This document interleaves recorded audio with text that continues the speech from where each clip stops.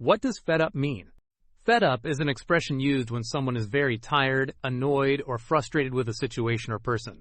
In simple words, fed up means you cannot tolerate something anymore.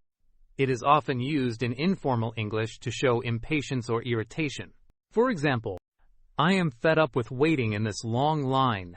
This means the person is frustrated and tired of waiting. Fed up can also be used in work or school situations. She was fed up with doing the same tasks every day. It's easy to get fed up when things do not go your way.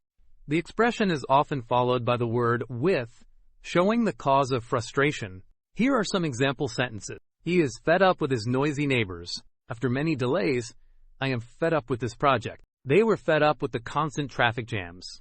In simple terms, fed up means tired, frustrated, or annoyed because of something repeated or unpleasant. Easy way to remember, fed up equals completely tired of something.